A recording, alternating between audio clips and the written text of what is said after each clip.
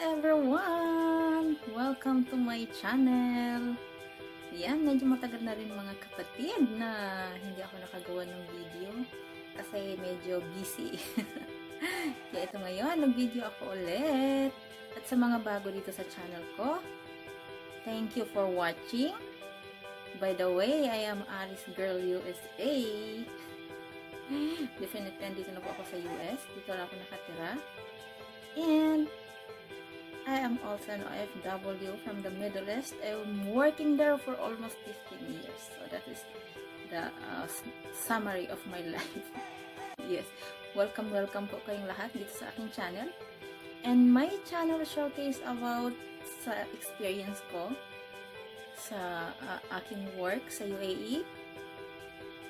At yung about sa households, like also I like to cook, so sino-showcase ko din yung mga niluluto ko.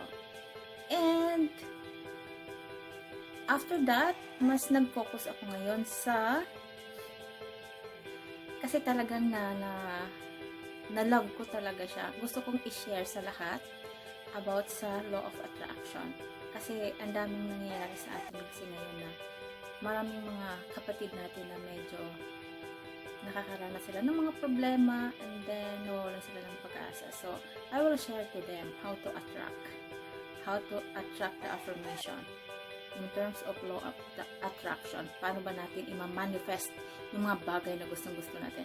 So, bago po ang lahat, intro muna tayo.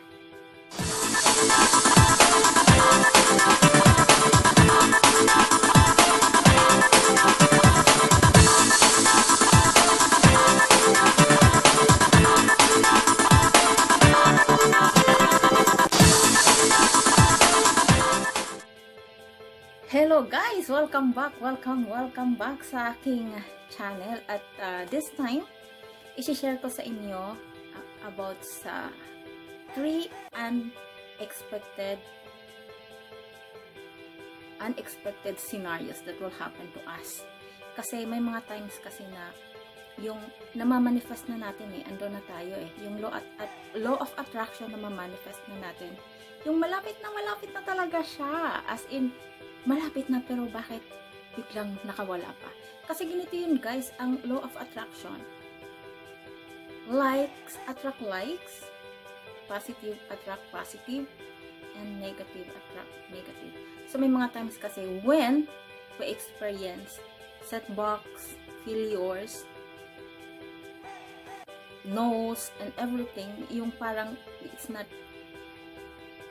not in favor to us, nagsisetback tayo. So, isipin natin guys na there's a lot of people, even those famous and rich people, they also experience failures and setbacks. But there is 2 things to approach of that situation. The failure and setback, it might break you or make you. So, you have to choose it. So, ganito yun guys. The first situation na kasi may mga bagay na nangyayari sa atin na akala natin sobrang kumbaga negative na yun, but very generous ang universe guys. Very generous siya. Once you affirm something, they will give it to you, but it's up to you how to attract it. But we have to understand also na yung life natin, yung life blessing natin is para siyang cup. So, ipo-pour ni universe doon ang mga blessing na ina-affirm natin, yung nire-request natin sa kanya.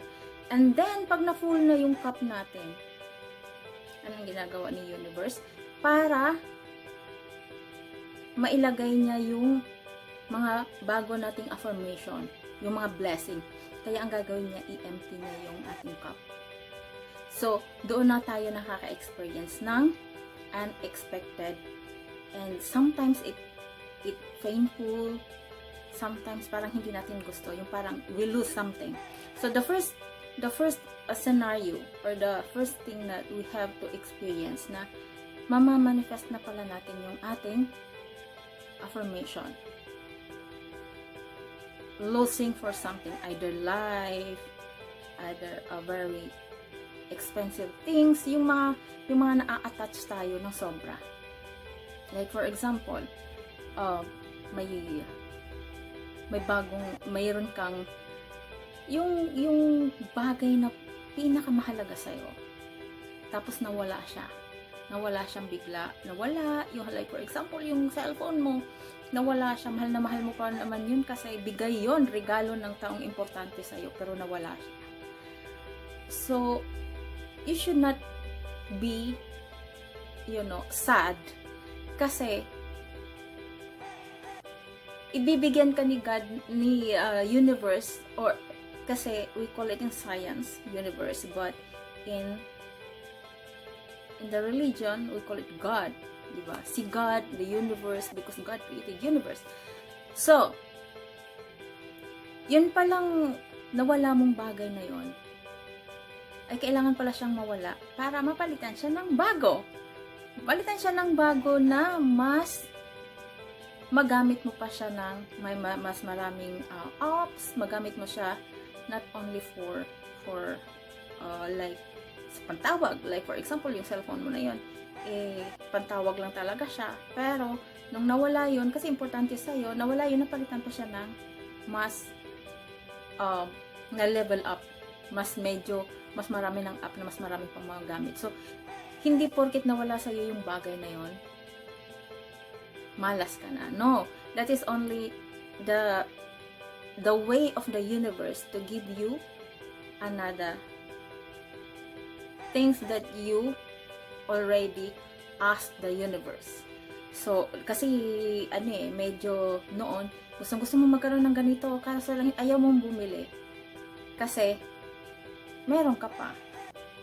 Diba? So, need na i-empty ng universe yung iyong cup para ma-pour niya yung blessings na bago para sa iyo. And the second is weird messages. Ano ba yung mga weird messages na yun? Like for example guys, you lose your job. Nawalan ka ng trabaho due to, alam mo na, yung mga nangyayari na yun. Nawalan ka ng trabaho.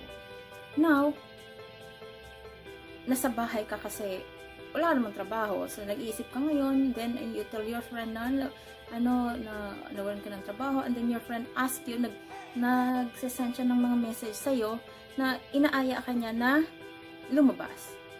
And then, kasi sad ka, ayaw mong lumabas. Kasi sabi mo, mag-online ka na lang, maghahanap ka ng trabaho sa online.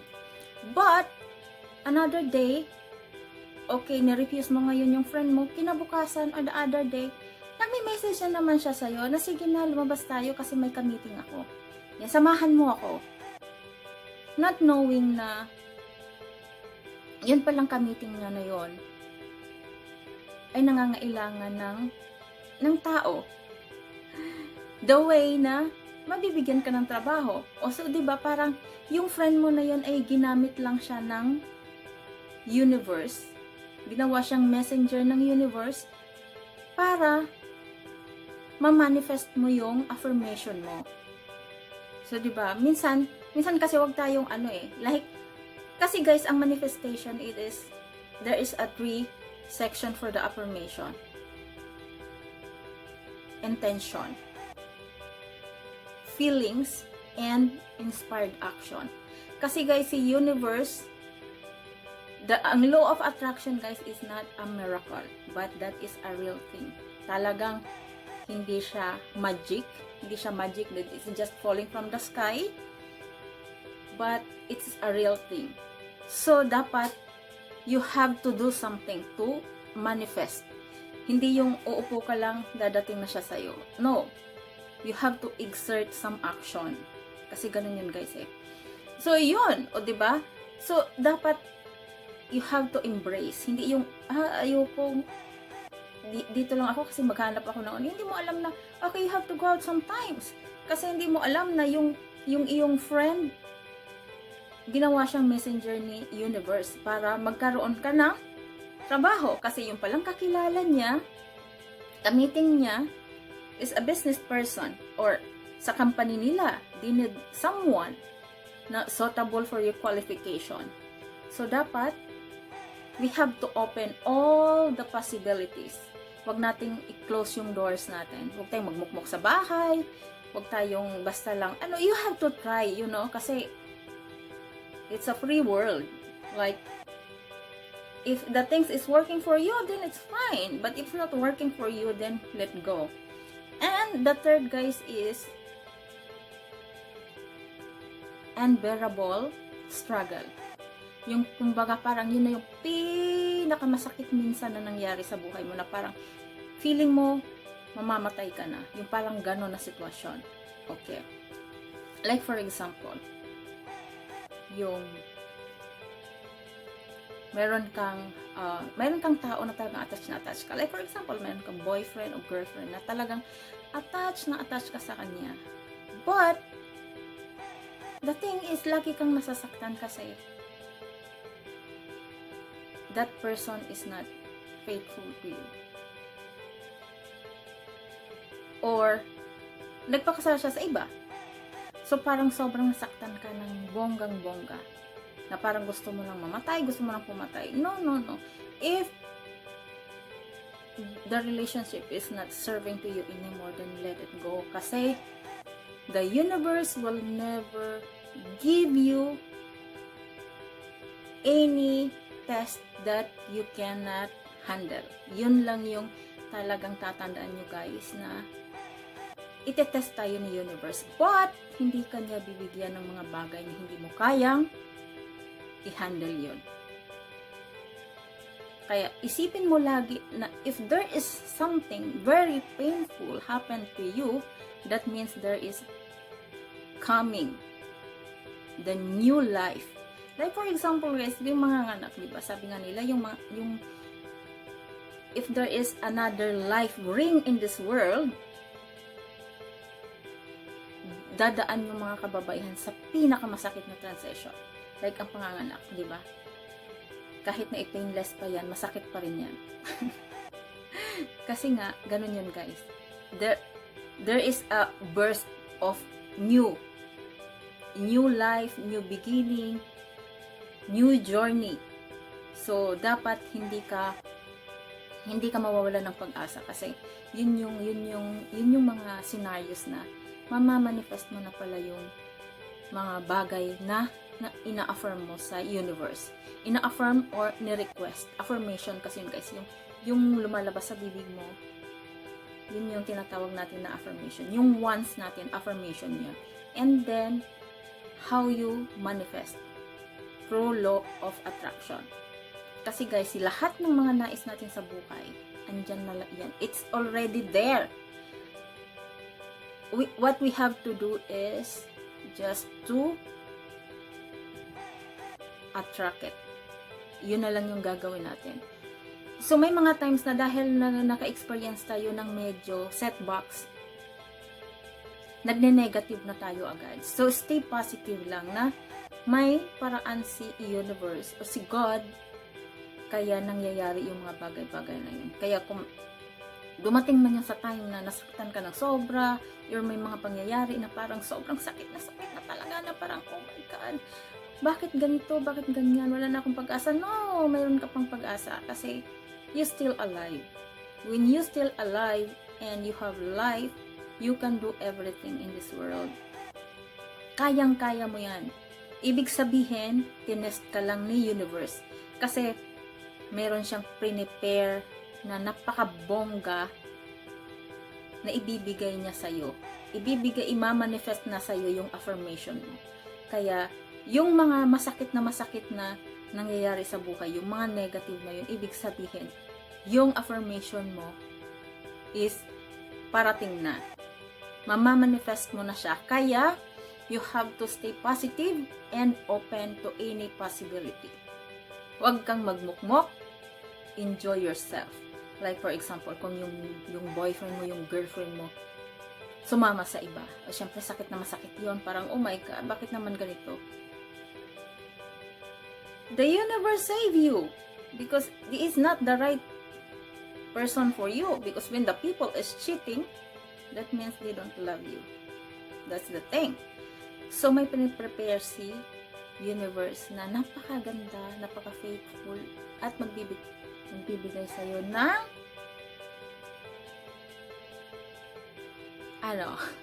ng tunay na kaligayahan at pagmamahal. Ayan. So, ibig sabihin nun, may dadalhin si universe na napakagandang nilalang para sa'yo. Kaya, wag na wag kang mawawala ng pag-asa. Don't flip 360 degrees.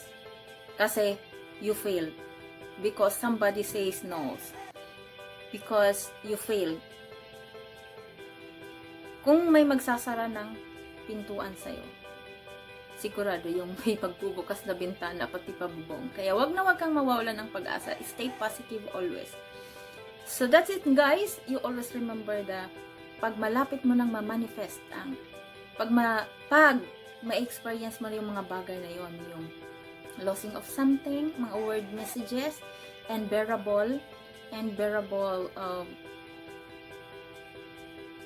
struggles, that means malapit mo nang ma-manifest ang iyong mga affirmation. So, you have to stay positive. And that's it guys! Thank you so much for watching my video at sana po may mga natutunan kayo. Stay positive lang lagi. At ito ulit si Aris Girl. Thank you for watching. Ilalagay ko po sa baba yung mga videos ko about the law of attraction because I am focused more on law of attraction. I-share ko sa inyo yung mga alam ko about affirmation, about manifestation. Yun, i-share ko sa inyo guys to inspire everybody. At sana po okay kayong lahat and keep safe. And thank you for watching once again.